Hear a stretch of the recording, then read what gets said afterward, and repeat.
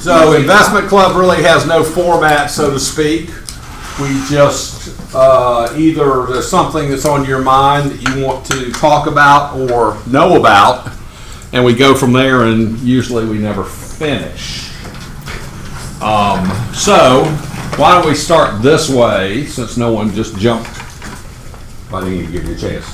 Anything that anyone wants to talk about? Okay. Let's talk. We have a celebrity star, too, in fact, Rashad, who's an investor and developer. But Courtney, who has not joined us, but has done this. She's going to join us. She has passed her test, but she's done this in a different state, different city. Hey, Courtney. And she's starting to do it now. So she is a minor. Not underage and not going down a shaft looking for coal, but she is mining investment properties. Yes. So why don't we start there? It's a very interesting topic.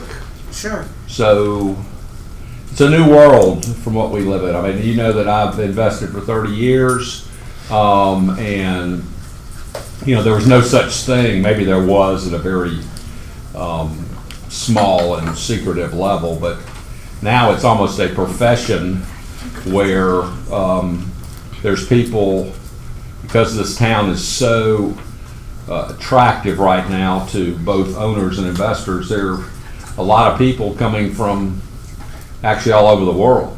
I mean, it's crazy to me. I would never buy a property that I never visited, but I mean, there's people sight unseen from Israel, China. So having properties that fit investor specs are a very important point if you want to get in the investor world as far as your just one piece of it. There's a lot of ways to get into it. So tell us what you do. Why are you taking pictures, Angel?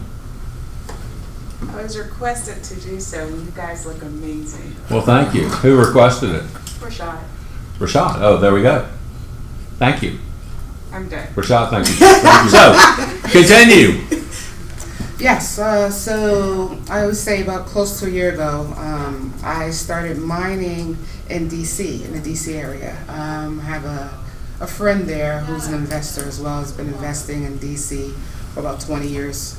So he started showing me the trade about how to take properties, like you stated, distressed properties, and finding them at the lowest point, and then finding investors and you as the go-between to basically bring both together to sell properties to investors for them to flip.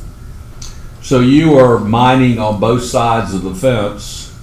You're mining for properties that investors would want to buy.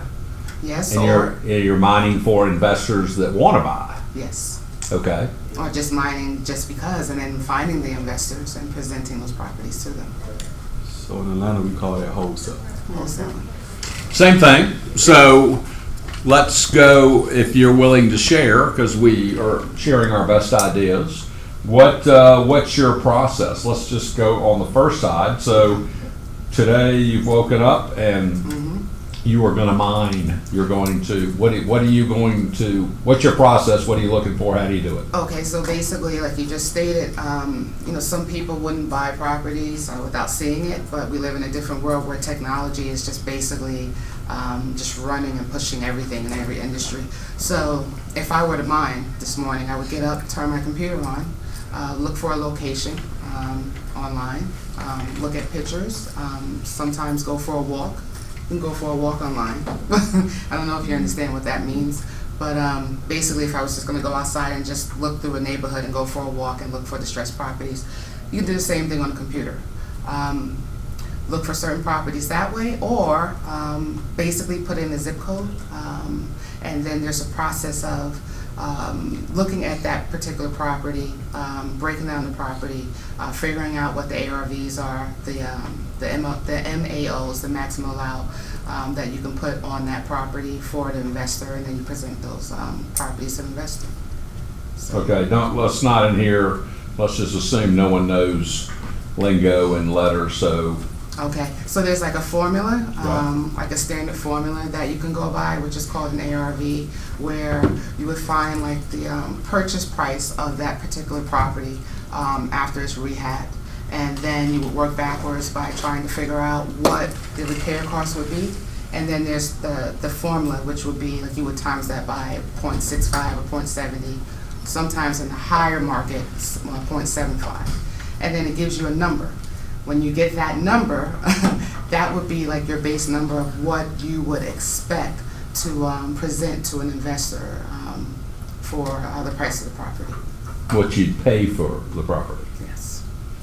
Okay, so these factors, this 0.65 to 0.7, go into more detail about that?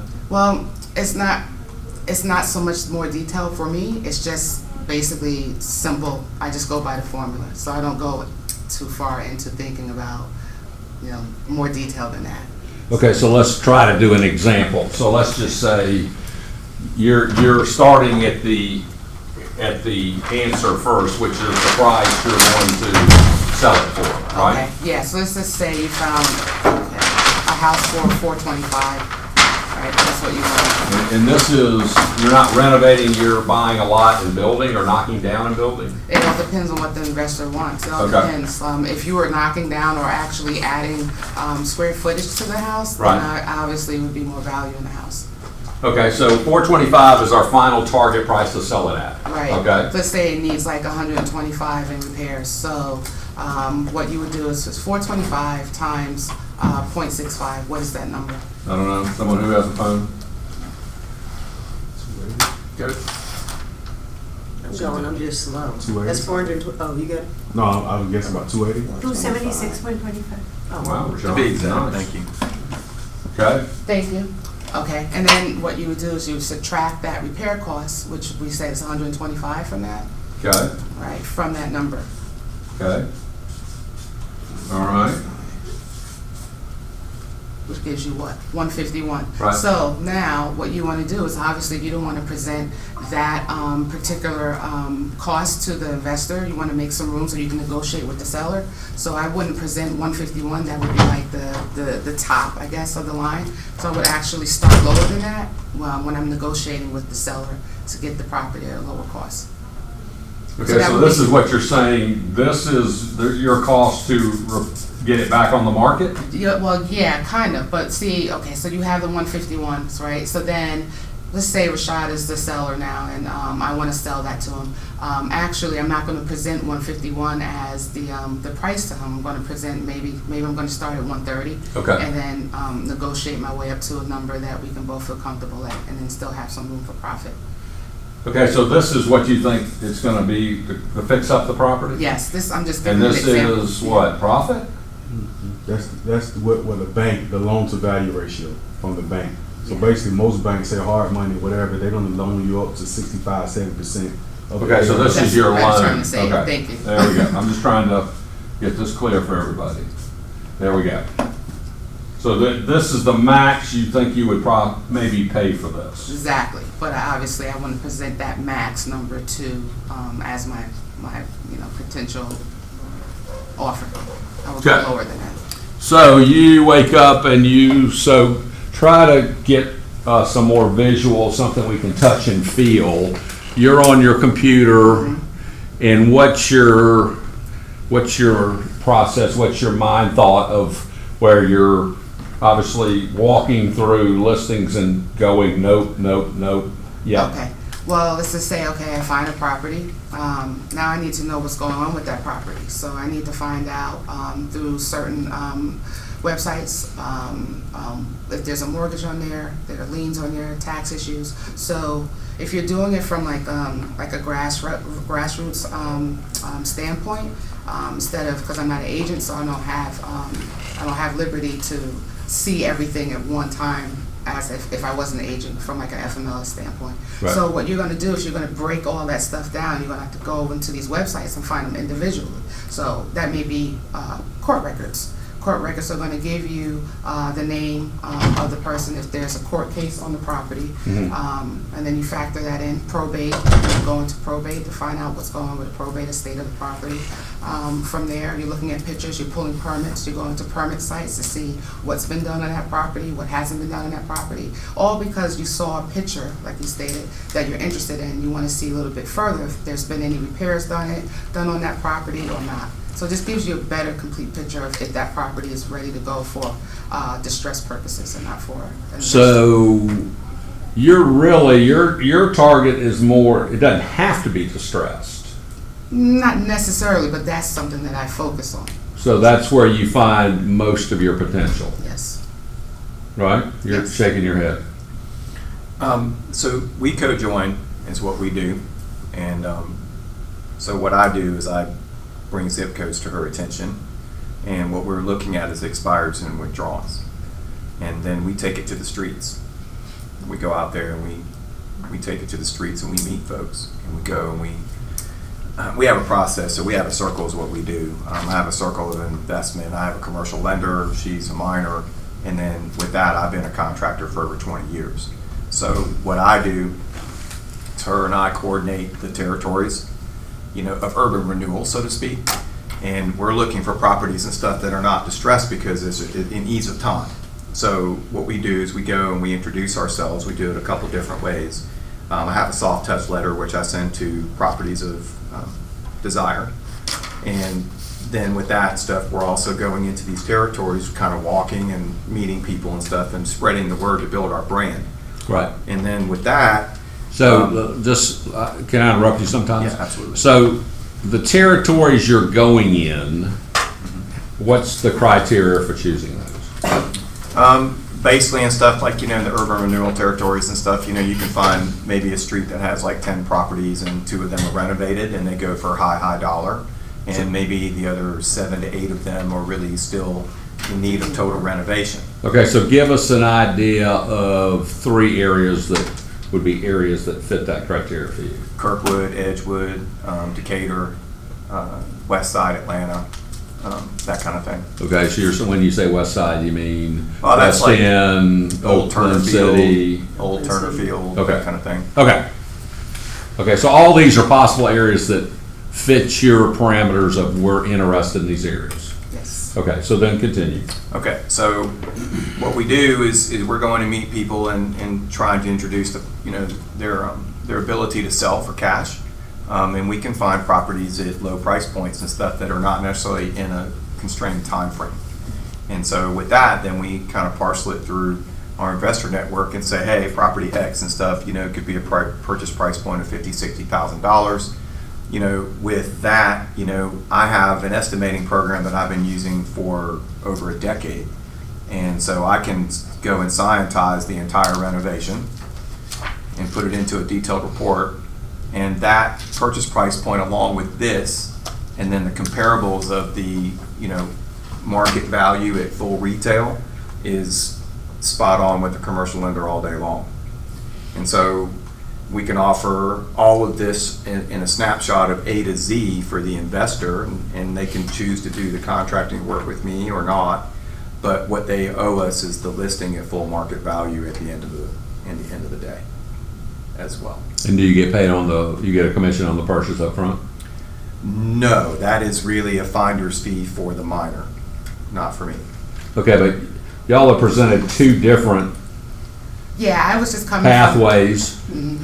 You're From the looking standpoint for distress that Right. you might have to solve a problem to make it you have the ability that most people don't to solve an issue on the property. Yes. If we get this corrected, we can get the property at a great price. Yes, basically what ended up happening was I was taking you through a story of how I learned how to do this process without having all of these tools at my disposal. Right. Then I ran into Mr. Ira Fallick here, and we kind of conjoined together and brought our tools together to find Okay. those properties. And yours is a completely different avenue that you're starting with expireds and, Yeah. or items you said? No, expires and withdrawals. Withdrawals. Okay, and you're starting there because they obviously, someone tried to sell them and they didn't sell. Correct. So you're approaching them saying, we see that your property, so call me, do you knock on the door? Or- Well, there's a soft touch letter goes to the property address. You mail it? Yes, sir. Okay. And she has some skip trace programs, is that right? Yeah, Or we apps have and stuff skip- that basically, so we can identify obviously the owner with our real estate utensils. All right, so are you willing to read that? Yeah, Okay. So this is a letter, this is a property that just expired. within 18 months. Okay. So I say, dear, Mr. Jones, my name is Ira Fallick. I'm a realtor with Keller Williams. Your residence is in my local territory, which I'm an expert in. I do see that you recently listed your home. Unfortunately, it appears that your goal was not realized. There could have been a wealth of reasons and/or contributing factors. A, pricing. B, poor marketing. C, house condition. I have 20 years of construction experience. Of course, there could have been other reasons as well. Nonetheless, I am the right realtor to accomplish your goals. I pride myself on problem solving and tireless creative effort. Please do not hesitate to call upon me for any reason. I want to be your real estate expert. Best wishes, me. Okay. So that's the soft touch, and then with that, Does anyone ever respond to that letter? yeah. They do. I got your letter. They Yeah, called you. I mean, yes, but with Okay. It's that, a numbers game. yeah, it's a numbers game. So, Okay. you obviously have some folks that are like, oh, I don't know why, I would, try and move the property for low value or whatever. But there's obviously, it's a numbers game, so we just keep pushing it, keep pushing it, keep pushing it. So how many of those go out a month? We're starting the process and stuff, so about 60 to 75 a month. Okay. And so is there any other avenue that you approach them other than this? Do you ever just go knock on the door? Yes, yeah, we are starting to do our physical walk. Approach. Yeah. Yeah. Okay. But then you have, like you said, the cold calling, which leads to the skip tracing software, where you can. It's all public record. It's Right. nothing, personal that you're gaining from their information, like Social Security. It's just phone numbers and addresses. Right. And then from there, you're trying to figure out what their current addresses are, and then you approach them with the phone call or the letter. Because Okay. sometimes, the address that it may state in a court record, whatever, may not be their current address. Correct. So, Okay. So you send the letter, you knock, and you call. Okay. Okay. And actually, I use that soft touch letter for retail as well. Okay. So two different ways, right?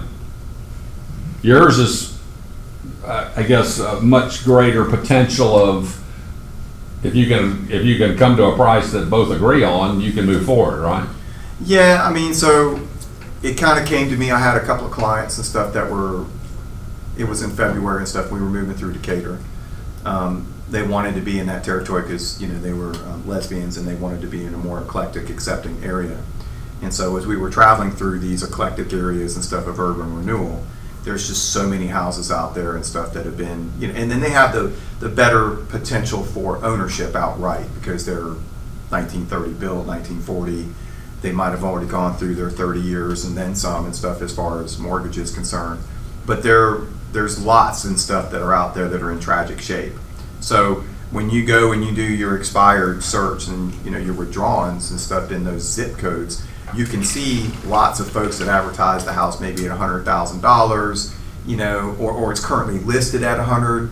But what you find, what's interesting is that there was 3 or 4 on that street that were maybe next door that also tried it that didn't get it accomplished, and so they're primed to be reapproached and stuff and say, hey, it didn't happen for you the first time.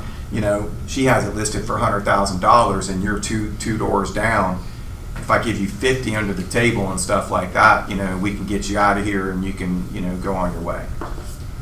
Or, but there are some that are certainly listed with agents, and that leads to the potential of actually having listings on investment properties as well. So it's a multifold approach to it. Okay. Just a tip. Being in the business 30 years, I don't think I would ever use the phrase in public under the table if Well- you want to keep your license. Yeah. Yes. Yes. I get, but I'm just connecting the dots. I understand. between I the appreciate. investment. Yeah. Yeah. I'm just saying. Got it. Yeah. Not a good phrase to keep your license. Sure. Okay. So, questions at this point for anybody? Who's the investor? Yeah. I mean, you're talking about a 0.65, but that's what the bank will own. I've got an all Who's cash buying buyer. it? cash. Yeah, I've got an all cash buyer. There you have all cash buyers. You have investors like Berg started out saying this market, Metro Atlanta is such a desirable market for the opportunity here. So you have people that stay here that want investment properties to flip or to buy and hold. You have people from other cities. But my point is, let's say that Rashad is the investor. You guys are doing all your thing because you're gonna sell it to Rashad. He said, hey man, you find something good, I'll buy it from you. Right. Well, the only reason he's buying it is for two reasons, either to flip it or to have an income stream. Well, you have not asked him, at least, and maybe I'm missing something, what his cap rate is for investment properties, right? Well, Well, typically, each investor has their own Cap. model. I Or understand, will and they have to build. know that before they call you, right? Let me also go back to something I said. Unnecessarily. We have a circle. I have a commercial lender. So if Rashad is an all-cash buyer, then he obviously can buy in cash and potentially renovate to rent or to, however, I also have folks instead that go to my commercial lender Right. who's loaning monies on this, and it's not hard 65 money cents on either. a dollar. Well, it's not hard money either. But the lender is loaning 65% to you, because Right. you're gonna buy it and do something with it, correct? Correct. But you are expecting a return on investment that is not in any of those numbers that are on the board. Right, so that's when I think, what's your name, I'm sorry? IRA. Ira? Well, Mr. Ira has, well, they kind of hard to have a synopsis of comps and CMAs based That's on the correct. after repair value. That's correct. However, as an investor, whether you're seasoned or you're new, you may work with somebody to try to help you build a model, but typically you will have a model in place, and this is only as a small template, then you're gonna go in and do your own due diligence. So depending on what you do to the property, whether you, Who is you? You? the investor, Right. Me, right, me, right. me. After they brought you the deal, I, they're gonna sell you the deal for $425. no, No, I'm I'm not. getting it for 151. 151. That's correct. Or My after whatever. repair value, my market value is 425. 425. Okay. So, Okay. so in So, essence, so what are you getting, a brokerage fee on this? so in essence, let me say what it benefits me, okay? So when I bring a property to the eyeballs and stuff, she's a wholesaler, okay? So I step away and let them basically facilitate their transaction. But what I'm looking for from Rashad as an investor is I say to him, you have the option with me as a contractor to do this renovation. As I told you, I'm a contractor and I do very detailed overviews and stuff for a commercial lender to go ahead and loan money on it, okay? And they have the option to do the work with me. So they have that option. That benefits me in that construction aspect. Secondarily, though, I look at him and I say, Rashad, once you purchase this property and you own it outright, you owe me a listing agreement. Okay. From the duration of the renovation to another extended period of time when the Okay. property's All right, well, you didn't say been that renovated to before. the process of full market value. Okay. So I started to think about this of how to create my own business Right. in listings, okay?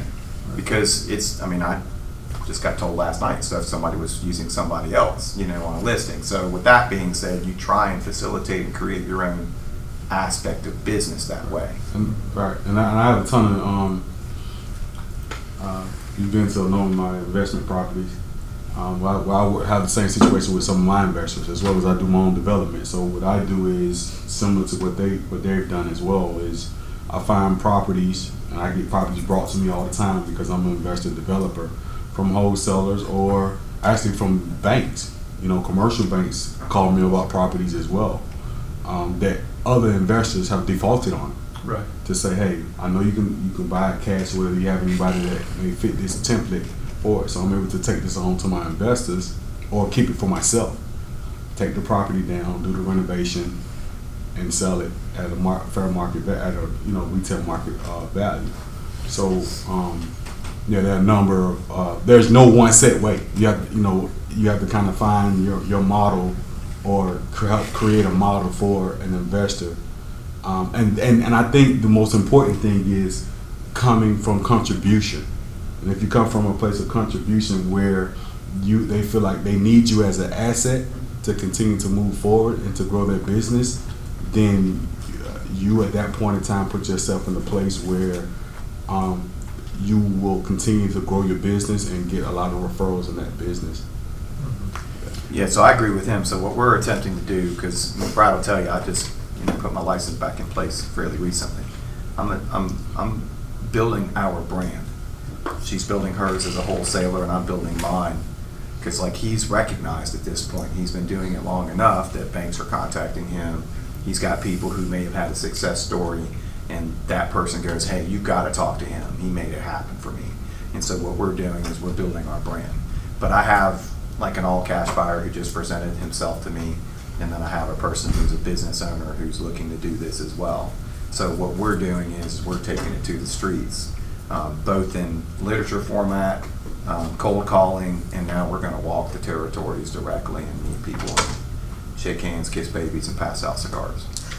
I think, Brad, why this class is so valuable for all of us is it allows us to have a discussion around how we can grow our business and have a niche for our own business. However, it also, I believe, it also can allow us to put something in place for our own self, personally, to have another avenue to grow wealth and grow business.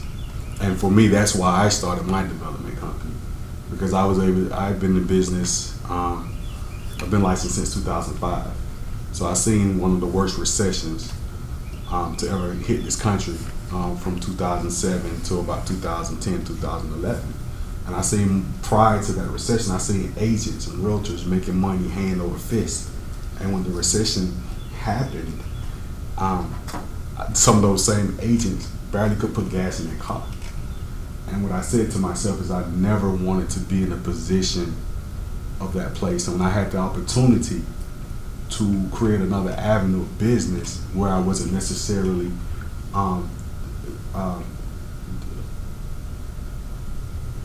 had to do count on whether a seller listed their house with me or a buyer bought the house from me, I would definitely exercise that opportunity. And about 5 years ago, I created my own development company, after stringing along a number of months where I had some great commissions and about $20,000, and I bought my first investment property, my first flip. It was able to make about $120,000, and that funded my development company, and I haven't looked back since then. So I think this is, I feel like a bigger level of why Brad really wanted us to have this class for the agents here, not only just to grow our business per se for our traditional business, but to have another avenue, to create wealth for us. Correct. Very well said. So, again, this is the first time, and it's another point. Anything can happen in this room. I think everyone here is seeking wisdom to better invest. Okay, and before today, we probably had 3 sessions. We really haven't talked about the angle as a realtor for making commissions. Okay, it's really been, the talk has been, how do we invest and make money or build passive income? I mean, that's the purpose of this.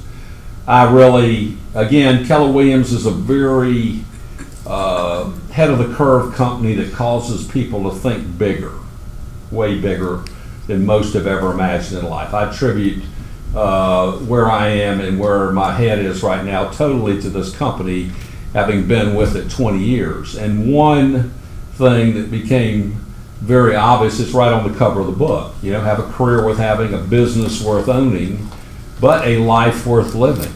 Okay?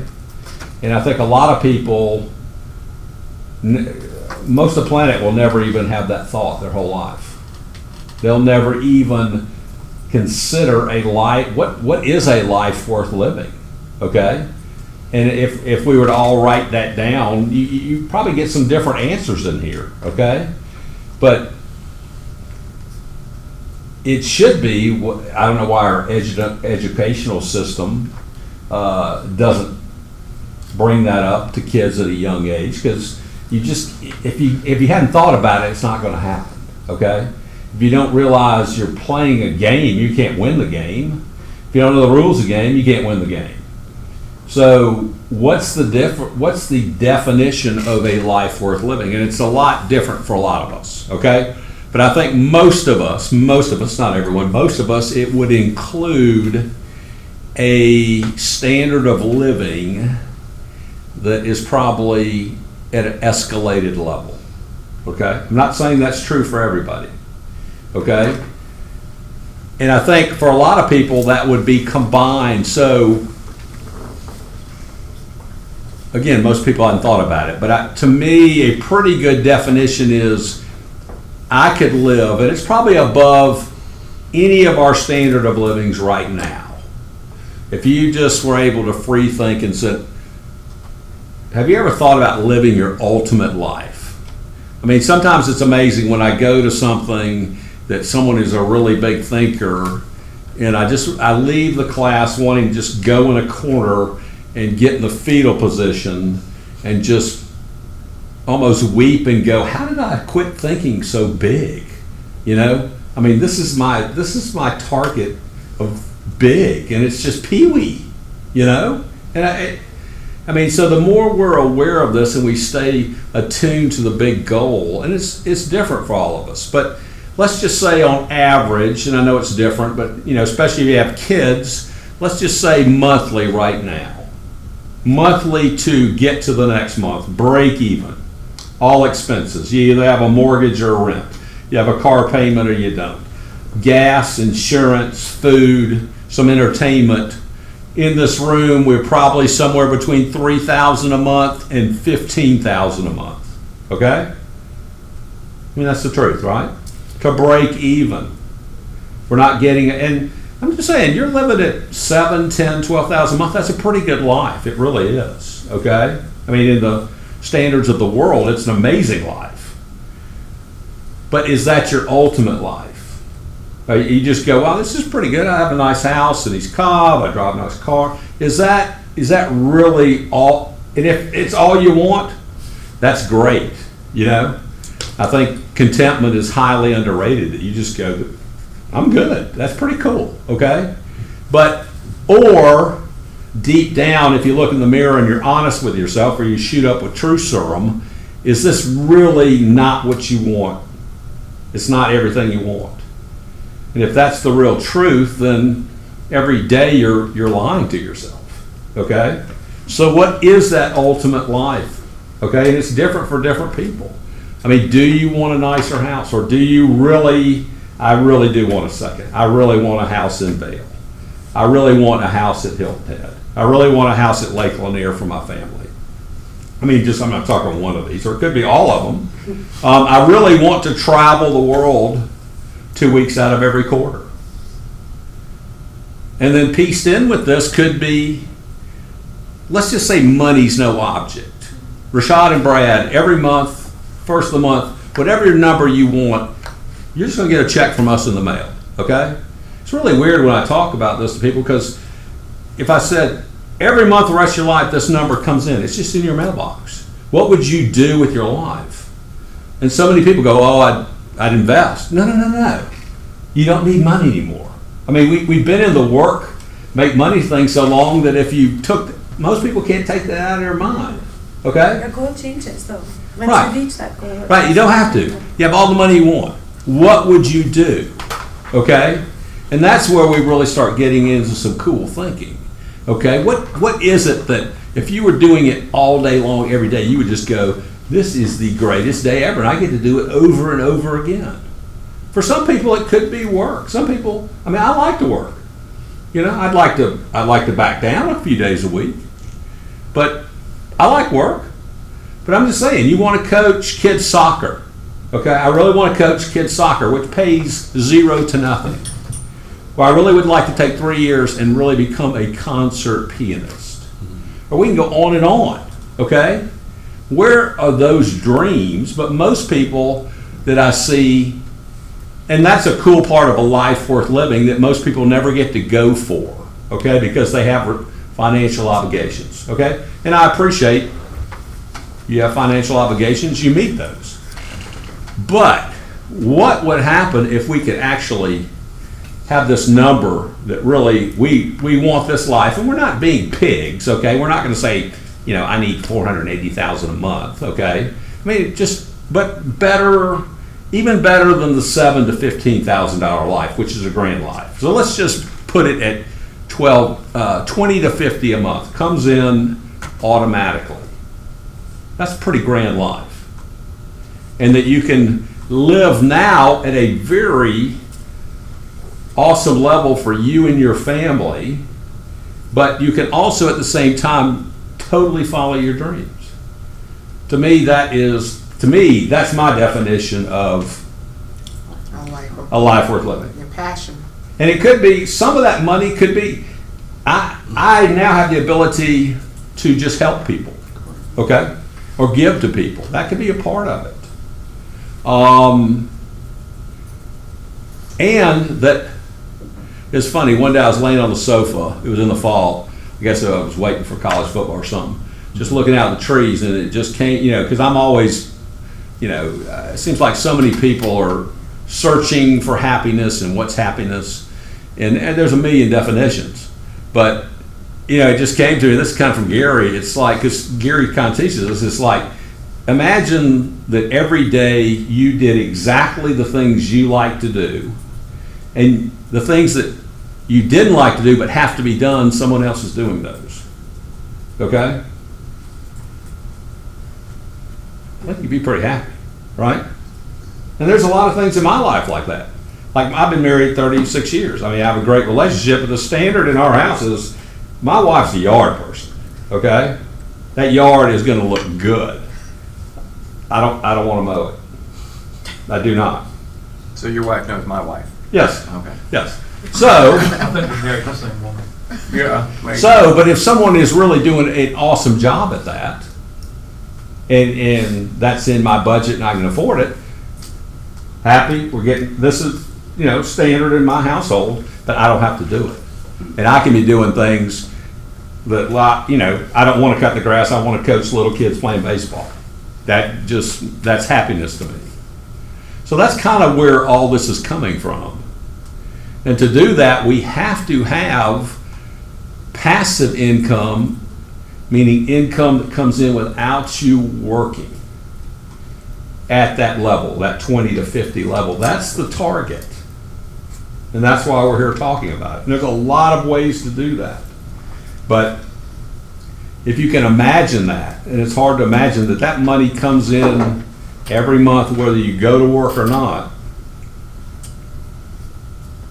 you get a lot of choices to choose what I do that makes me happy, and things get done that don't make me happy, but they need to be done. It's pretty cool. Brad, I think that's a great point. I'm not at the 20 to 50 yet. I haven't gotten there yet. I'm on my way. However, I feel like, there's something that can be built. So whatever it is that your goal is and your passion is, just know that it doesn't have to. Don't put the pressure on yourself to think it has to happen overnight. However, I will say that you should, if this is something that you look to work toward, have building blocks to get there. I'm just a little past. I'm past breaking even. God